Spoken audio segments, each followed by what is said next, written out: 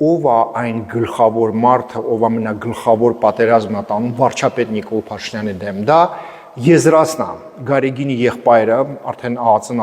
ասեց դրա մասին, որ ինքը Facebook-ի լրտես է, Կարո Փոտ անունով, բայց ուզում եմ պատմել,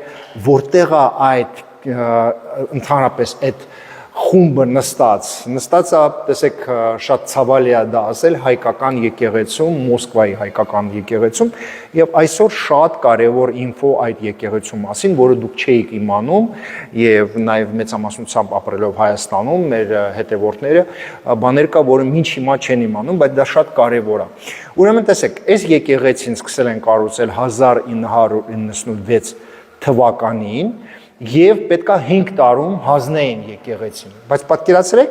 17 տարի կառուցում են այս եկեղեցին, սա խայտարակություն է, 5 տարի, այսինքն 1996 թվականին, որ սկսել են կառուցել, ասել են 2001 թվականին կվերջացնենք, բայց կառուցում են 17 տարի, քանի որ լավ փող են թալանում։ Մենք ասում ենք հայերին, որ մենք 5 տարում կառուցելու ենք, փող ենք հավաքել հայերից, հետո խաբել, ասել չէ, փողը չի հերիքել, եւ ամեն 2-3 տարի նորից ասում են, եկեք նորից փող հավաքենք։ Պատկերացնում եք ինչ խայտարակություն է։ Ես ուզում եմ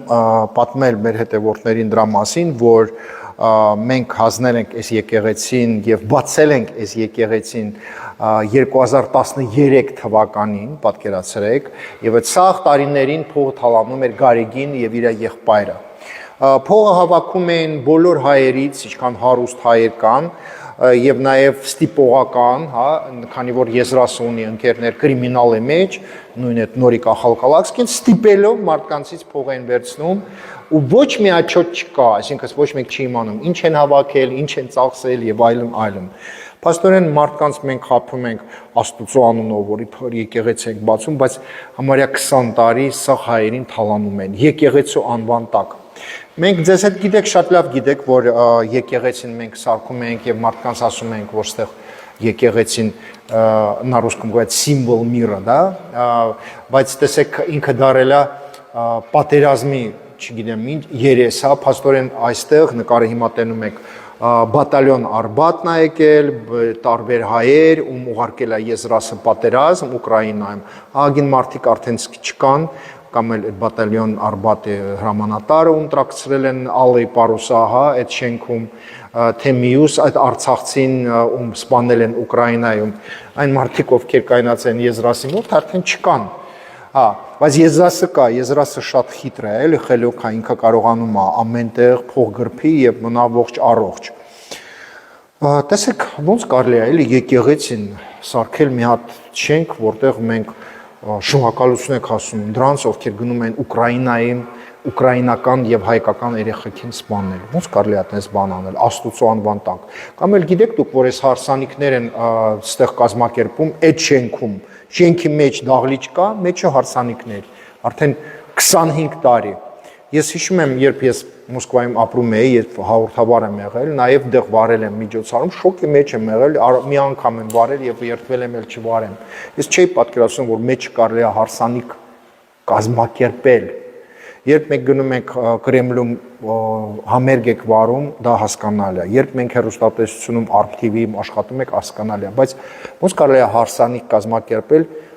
եկեղեցու դահլիճում։ Սա աննորմալ երևույթ է, բայց ինքը փող է վերցնում մենակ դրա համար, որ կարողանաք դուք դեռ հարսանիք անեք ու առանձին դուք փող եք տալիս, որ սեղանային կգցում։ Հա, ուրեմն տեսեք, այս եկեղեցին կարավ ոչ թե 17, այլ 30 տարի կառուցեն, բայց մոտավորապես 2010 թվականին հայերին նաև Տաշիր Սամոյին հավաքել է Միխայել Ռեսինը, այն վաղտ ինքը երկրորդ մարտն էր այդ քաղաքապետարանում Լուշկովից հետո։ Ուրեմն հայերին հավաքել է, Եզրասն այնտեղ եղել, Տաշիր Սամոյն եղել, ասում հայեր ջան, դուք չեք ամանչում։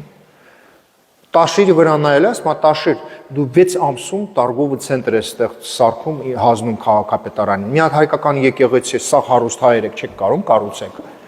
Եւ իրանք ամաչելուց որոշել են վերջացնեն այդ կառուցումը, թե չէ չէին հանձնում այդ հայկական եկեղեցին։ Ցավը այն է, որ հիմա այս եկեղեցին, այս վերջի 8 տարին արդեն չի էլ թաքցնում, որ իրանք թարախշներ են, եկեղեցու մեջ 2018 թվականին հայ տղերքը եւ աղջիկերքը եկել են հավաքվել են, որ աջակցեն Նիկոլ Փաշինյանին, նույն եզրասը հրամանատվել, որ բոլորին ձերբակալեն։ Նայեք այս կադրերը, հայերին, որ հավաքվել են այդ եկեղեցում եւ բոլորին ինքը բռնել ա տվել։ Նենց չէ, որ հենց նենց չէ, էլի ԱԱՑ-ն Հայաստանի ԱԱՑ-ն ասում, որ ինքը Կարո Փոտանունով աշխատակից է։ Կարամ ասեմ, что он на самом деле работник, да, работник спецслужб։ Ոնց կարելի է մարդ, ով ներկայացնում է Աստծո անունից խոսում է, հանձնի ՖՍԲ-ին այդ երեխեքին։ Ես չեմ պատկերացնում, ոնց կարելի է տենց բան անել։ Ես չեմ կարող պատկերացնել, ոնց կարելի է вообще դավաճանել։ Տեսեք, 8 տարի ես աշխատում եմ համացանցում, ես չեմ կարող պատկերացնեմ, ինձ ահագին մարդիկ ասում են, այս բժշկական կենտրոնում կաշառք են տվել, ստրան, ես կյանքում բժշկին եւ հիվանդին չեմ տարել, ոչ ԱԱՑ-ը, ոչ քնչական եւ չկա Հայաստանում մեկը, որ ասի ես բժիշկ եմ տարել հանձնել, որ ինքը կաշառք ա տվել եւ այդ բժիշկներն են շնորհակալություն հայտնում, ասում են շնորհակալ ենք Ռոման ջան։ Չի կարելի մարդկանց տանել, դավաճանել։ Իսկ դու եզրած դու Գարեգինի եղբայրն ես, դու ո՞նց ես այս մարդկանց տանում ու հանձնում ՖՍԲ-ին։ Ինքը 8 տարի պայքարատանում բոլոր նրանց հանդեպ, ովքեր Փաշինյանին աջակցում են, նաև իմ հանդեպ, փողեր է տալիս, կեղտեր են գրում եւ այլն անում է եզրասը։ Եվ տեսեք, ցավը այն է, որ հիմա էլ եզրասը փողեր է բաժանում իր շրջապատի հետ, որ